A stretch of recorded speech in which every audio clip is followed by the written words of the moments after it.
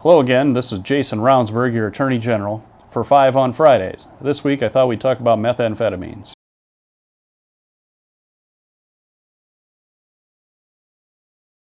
What is methamphetamines? Well, first off, methamphetamines is a scourge upon our state.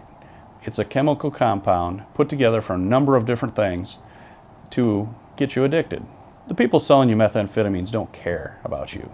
They care about making money. What's in meth? Meth is made up of acetone.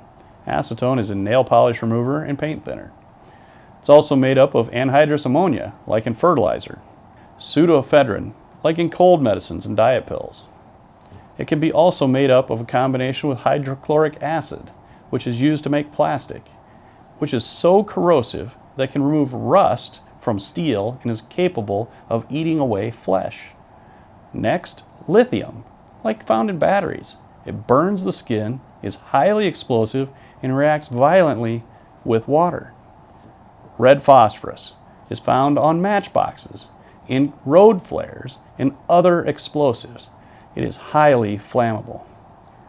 Toluene is found in brake fluid. It is so corrosive, it dissolves rubber.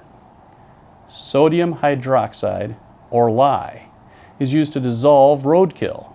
It is corrosive and can also burn skin or cause blindness. Sulfuric acid is found in drain cleaner or toilet cleaner. It's corrosive and it can also burn your skin. Now just think about those things I've just mentioned. One of them should be bad enough to put in your system, but most of meth is made in a combination of these various chemicals. As of 2015, around 6% of the American population aged 12 or older have tried methamphetamine at least once. According to the National Institute on Drug Abuse, meth is generally smoked, injected, swallowed, or snorted. Meth increases activity in certain areas of your brain, and functions of the central nervous system are heightened as a result. For example, your heart rate, body temperature, respiration, and blood pressure all rise under the influence of meth. Energy, attention, focus, and pleasure and excitement are enhanced as well, as chemical messengers in the brain, such as dopamine, are increased by the interaction of meth. Elevated levels of dopamine cause the intense high that is associated with meth, and the desire to recreate this feeling makes the drug extremely addictive. When somebody is taking methamphetamine, they are alert and energized, and they can stay awake for long periods of time. But when the meth wears off, however, a significant crash generally occurs, leaving individuals feeling fatigued, lethargic, hungry, depressed, and even anxious. As a result, meth is commonly taken in a binge pattern, often called a run, where small amounts of meth are taken every few hours for a couple days to prolong the high. This pattern of abuse can more quickly lead to drug dependence and addiction. Long-term use of meth can cause significant damage to the brain and the cells that make dopamine, as well as to the nerve cells containing serotonin. Individuals who use meth long-term can have severe cognitive and emotional issues, including aggressive behaviors, trouble with verbal learning and memory, violent outbursts, anxiety, depression, paranoia, confusion, distractibility, difficulty sleeping, movement, motor, and coordination issues, mood disturbances, visual and auditory hallucinations, and delusions.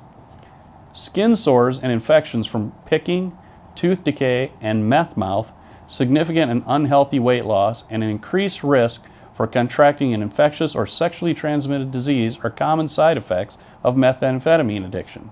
People who regularly inject the drug may suffer from collapsed veins and are at a higher risk of contracting HIV or AIDS or hepatitis. Snorting meth can damage sinus cavities and nasal passages and lead to chronic nosebleeds and/or perpetual runny noses. Smoking meth may lead to respiratory damage and lung complications. According to the CDC in 2017, about 15% of all drug overdose deaths involved the methamphetamine category. 50% of those deaths also involved an opioid, with half of those cases related to the synthetic opioid fentanyl. Now, everything I just told you sounds pretty bad. It is bad. But all hope is not lost. People can and do recover from methamphetamine addiction if they have ready access to effective treatments that address the multitude of medical and personal problems resulting from long-term use. The National Institute on Drug Abuse recommends at least 90 days in a specialized addiction treatment program to start dealing with meth addiction. This is the problem we are working on in South Dakota. It is an issue both I and my office take very seriously. To learn more about methamphetamine and meth addiction, visit these sites and know that the South Dakota Attorney General's office is working hard to address the problems in our state. Stay tuned. We're having a drug task force that's looking into this issue. Our next meeting is on September 23rd at the Capitol. Tune in, listen on South Dakota Public Broadcasting, or if you can attend in person, feel free to attend and give us your testimony of how meth is affecting our state.